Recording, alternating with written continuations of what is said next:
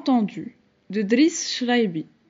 À la narration, Fatiha Nakhli. Chapitre 7. Je fis la connaissance de Raymond Roche au parc Mourdar un matin d'avril 1942. 10 ans plus tard, je rapportais certains de ses propos en épigraphe à mon premier livre, Le passé simple. Et le pasteur noir me dit: nous aussi, nous avons traduit la Bible. Nous y avons trouvé que Dieu avait créé les premiers hommes de race noire.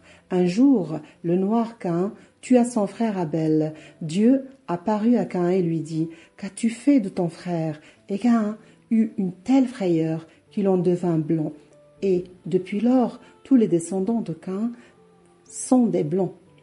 Roche avait la soixantaine, une couronne de cheveux neigeux autour d'une tonsure rose, le visage poupin, les yeux d'un bleu très clair. Sa canne en bambou à pommeau d'argent, il ne l'utilisait pas pour marcher, ni même pour s'asseoir ou se relever. Il la plaçait derrière son dos et, penché ainsi en arrière, il contemplait les gens avec une espèce de recul. Parfois, il la pointait ici ou là, principalement vers une partie anatomique, afin d'appuyer ses propos. Le jour où nous nous rencontrâmes, je me dirigeais vers mon bon familier. Il s'y était assis. Je m'arrêtai, surpris, indécis. Nous étions à quelques 20 mètres l'un de l'autre. Il leva sa canne, désigna mon entrejambe et dit: les tabous de l'islam valent bien ceux du christianisme, je présume. Le plaisir se consomme en tapinois, surtout à ton âge, jeune homme. S'il en reste des traces, elles ne peuvent être que sèches. Je baissai la tête, ahuri. Et puis je la relevai. Je venais de comprendre. Ma pudeur était si exacerbée et depuis si longtemps que j'éclatai d'un rire libérateur. Ce fut ainsi que nous liâmes connaissance. J'allais m'asseoir à côté de lui. Il m'ébouriffa les cheveux en m'appelant tête de mouton. Plus tard, je fus pour lui tête de boche. Nous passâmes une fin d'après-midi très agréable à deviser, à bâton rompu. Au moment de nous quitter, il me dit: as-tu entendu parler de Freud? Vaguement, répondis-je, il n'est pas au programme. Avant de l'aborder, je te conseille de lire quelques romans de science-fiction. J'en ai tout un carton chez moi, je te les prêterai volontiers. Le personnage qui incite les autres à se confesser à lui et qui leur procure ainsi une sorte de catharsis n'est évidemment pas limité au monde de la science-fiction. Dans la vie réelle, il peut être incarné par le psychanalyste ou par le curé ou l'imam dans les sociétés dites primitives, c'est-à-dire celles qui ne connaissent pas encore ce vieux Sigmund Freud. À demain. Il venait de France. Plus exactement, il prit la résolution de rebrousser chemin au moment où le navire battant pavillon panaméen, à bord duquel il avait voyagé depuis le Tonkin, demandait l'entrée au port de Bordeaux. Il était accoudé au bastingage et ses yeux étaient gonflés de larmes. Un passager du nom de Dupontet lui avait entouré les épaules de son bras, lui avait murmuré à l'oreille: « Eh oui, cher ami, cela doit vous faire quelque chose de revoir la patrie après une si longue absence. »« Ce n'est pas cela du tout, » lui avait rétorqué Raymond Roche. « Je pleure parce que je veux bientôt revoir tous ces cons qui sont censés être mes compatriotes. » C'est ce qu'il me dit, avec un sourire désarmant. Un autre bateau, un céréalier marocain, partait pour Casablanca le lendemain. Roche le prit sans même récupérer ses bagages. S'il évoque le souvenir de son compagnon, M. Dupontet, qui l'avait bassiné avec ses problèmes de foie durant tout le voyage, ce fut sans appuyer. Il avait 20 ans de plus que sa femme et jouissait de la réputation de posséder une belle paire de cornes, une collection d'andouillets qui s'était allongée de 3 ou 4 centimètres au cours de la traversée. Mais, catholique fervent, il prenait son mal en patience, dans l'espoir d'être canonisé un jour. En plus de son mal de foie, il souffrait d'un ulcère à l'estomac. C'est que me dit Roche. Rentré chez moi, j'ouvris le dictionnaire. Je connaissais la signification du mot corne, mais andouillé. La femme en question, appétissante et cruche, se faisait appeler Mona Lisa par les intimes. Elle avait une tête de Sainte Marie, ajouta Raymond Roche. Le problème, c'est qu'avec son Joseph d'époux, elle n'avait pas encore trouvé de Gabriel pour fonder une nouvelle religion. Il était juge itinérant. Il avait beaucoup vécu, beaucoup voyagé. Dans toutes les colonies, magistrat, il se faisait un devoir et un malin plaisir d'appliquer strictement la loi en déterrant du code pénal certains articles qui donnaient un éclairage inattendu à d'autres articles et les abrogeaient légalement. Ses compatriotes n'avaient de cesse qu'il n'ait obtenu sa révocation du lieu de juridiction où il sévissait, et c'était exactement ce qu'il demandait, aller rétablir la loi ailleurs. Il put ainsi parcourir les belles possessions françaises et étudier à loisir le comportement zoologique des civilisations envers les indigènes. Ce fut l'épithète qu'il employa, zoologique. Et, sans avoir à les juger, il s'ouvrit aux autres cultures. Une grillade de serpents, me dit-il, vaut bien une seule meunière, sinon davantage. À son arrivée, il était vêtu d'un gilet tissé en raffia et d'un pantalon anamite bouffon. Il les troqua très vite contre une djellaba brune de Rif et se chaussa de sandales. Il tourna le dos à la ville européenne où il ne revenait que tard le soir. Il logeait chez sa sœur, grande bourgeoise, mariée à un notaire qu'il me décrivit comme jaunâtre jusque dans ses convictions, et il partit à la découverte de la Médina. Je le voyais souvent assis en tailleur dans une échoppe sirotant du thé au shiba. Cette herbe, des amis que l'on faisait infuser en lieu et place de la vulgaire menthe dont se délectaient à l'occasion les coloniaux blanchis sous le harnois. Son déjeuner, il le prenait dans une gargote, un pain d'orge qu'il fondait en deux, dans le sens de l'épaisseur, à la manière des Marocains, et dont il garnissait l'intérieur de brochettes de viande hachée avec du cumin et de l'oignon piquant, et qui avait la configuration de cigares, la nourriture de fête des gens du peuple. Il mangeait avec les doigts, buvait du lben au goulot d'une cruche pour faire descendre les bonnes choses de la vie. Il disait « Bismillah » avant de commencer son repas, « Alhamdulillah » quand il le terminait. Et il riait en conversant avec les autres clients. Et il riait eux aussi. Tout le monde était de bonne humeur avec la grâce de Dieu, à l'intérieur comme à l'extérieur de la gargote. Oui, les passants avaient tendance à se transformer en badauds.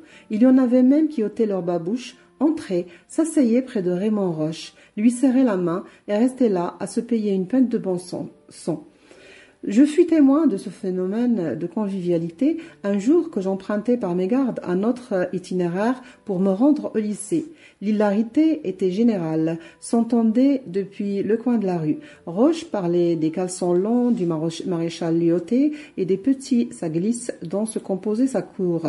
On se tapait sur les cuisses, on hoquetait de rire. J'aurais bien voulu en savoir davantage sur ces saglisses, mais j'étais pressée. C'était le jour des examens trimestriels. Il apprit l'arabe en quelques semaines, l'arabe de la rue, aux images hautes en couleur. Je fus presque d'accord avec lui, quoique avec une certaine réticence. L'arabe classique qu'employaient les officiels pour s'adresser à la nation passait par-dessus la tête du commun des mortels. Cela constitue donc un double langage, me dit-il, et le double langage est source d'hypocrisie. Je ne sus que répondre. Il ajouta pour élargir le débat. Nous avons subi le latin que les scolastiques et autres gens d'église ont utilisé pendant des siècles, et le latin devenu une langue morte, nous avons cru naïvement que la langue de Voltaire était débarrassée de l'hypocrisie, que non, et il est resté hypocrite et double, de plus en plus double au fur et à mesure que s'est étendu l'empire français. Mais il faut remonter jusqu'au célèbre « Connais-toi toi-même » de Socrate. C'est ce précepte qui a berné tout l'Occident et qui a déterminé sa civilisation à base de nombrilisme. Le plus bel exemple littéraire en est Rudyard Kipling, né en Orient.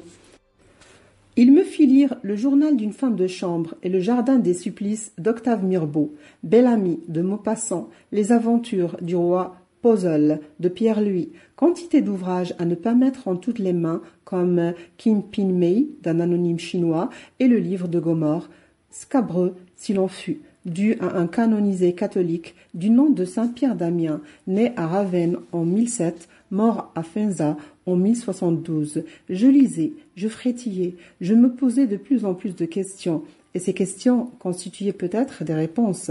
d'Émile Zola, qui était à l'honneur à l'époque et dont se repaissaient mes camarades, Chicho surtout, Roche ne retenait que la lettre ouverte intitulée « J'accuse », qui, selon lui, devait être enseignée dans tous les établissements scolaires, en lieu et place de sa tonne de prose, laborieuse et balourde.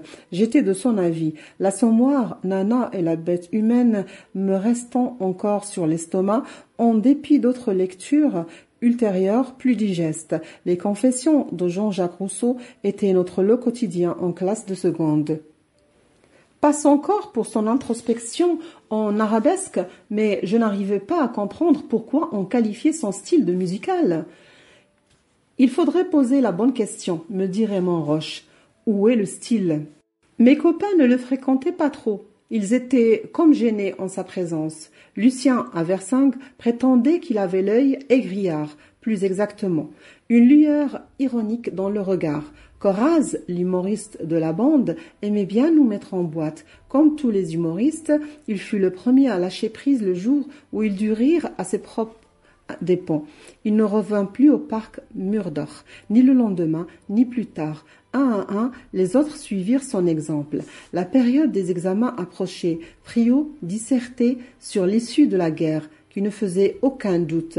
Un exposé détaillé et quelque peu fluctuant au gré des événements. Il partit à son tour. Roche n'avait fait que l'écouter en souriant, sans prononcer un mot. Nous ne restâmes que deux privilégiés, Patrimoniaux et moi. Lorsque, avec ma langue pointue, je le pressais de questions sur ses pronostics de l'après-guerre, Roche se contentait de passer au crible les discours politiques des belligérants et de leur affidés, de Hitler à Staline en passant par Churchill et Roosevelt. Il avait le talent rare de remettre les mots ronflants à leur place et, ce faisant, de les dégonfler et de les rendre suspects. Sa jubilation s'exerçait surtout à l'encontre du général de Gaulle. Il doit disposer d'un dictionnaire spécial, dit-il.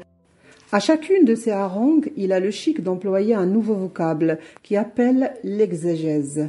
Son combat est littéraire. Patrimoniaux partit le dernier, en me donnant rendez-vous quelque part dans la ville. J'en fus affecté. L'espace d'une semaine, je restais tout seul à deviser et à rire avec Raymond Roche. Puis, 3 Marocains de mon âge vinrent se joindre à nous. Lamrani, Mohamed Barada et un étudiant en théologie qu'on surnommait le Fkih. L'un d'eux eut par la suite une haute destinée. S'il tombe par hasard sur ces lignes, qu'il sourit comme il le faisait autrefois, heureux de vivre et libre. Je sais bien qu'on réécrit l'histoire après coup, surtout celle des nations. Roche déambulait le long des allées du parc, précédé de sa canne. Nous marchions à ses côtés. Il nous écoutait tour à tour ou tous ensemble. Paisiblement, il mettait en parallèle nos idées conscientes et nos rêves fous, pour nous amener à penser par nous-mêmes, par ce que nous voyions et ce que nous entendions, et non par ce qu'on nous enseignait depuis l'enfance, ni même par ce qu'il disait, lui. Nous étions comme les disciples d'un nouveau Platon, jubilant. À quelque temps de là, le Fkih rasa sa barbe. J'eus peine à le reconnaître. Il entreprit plus tard des études de droit. Quant à moi, je m'aperçus que je n'écrivais plus de poèmes, rien que de la prose. Je relus un soir des vers que j'avais commis. 4 doigts dans la fourche, ternaire à l'unique, initiation du moi, mal tu par des baisers. Je n'allais pas plus loin. Qu'est-ce que ça voulait dire, nom de Dieu? Je déchirais tout. Un sonnet survécut à cette table rase, même réduit en cendres dans le brasero de ma mère. Il était encore là dans ma mémoire. Pour m'en débarrasser, je le glissai un jour de l'an 1953 dans mon premier roman, Le passé simple, tel quel son passage à la ligne. Aucun des nombreux chercheurs qui ont consacré des thèses à cet ouvrage n'a découvert l'objet du délit. Il faut croire que je l'ai bien caché, sans le cacher, comme la lettre volée d'Edgar Poe. Roche avait refusé successivement sa nomination comme magistrat à Casablanca, assesseur à Marrakech, président au tribunal de grande instance à Meknès. Ce qu'il souhaitait était modeste, mais relevé de la coque Sigru selon sa hiérarchie, juge au bled dans le pays des Berbères, selon le droit coutumier. Un matin, il s'embarqua à bord d'un cargo espagnol en partance pour les Antilles. Il ne laissa pas beaucoup de regrets parmi ses compatriotes. Mes copains français revinrent au parc Murdor, mais je n'étais plus poète. Nous étions en novembre 1942.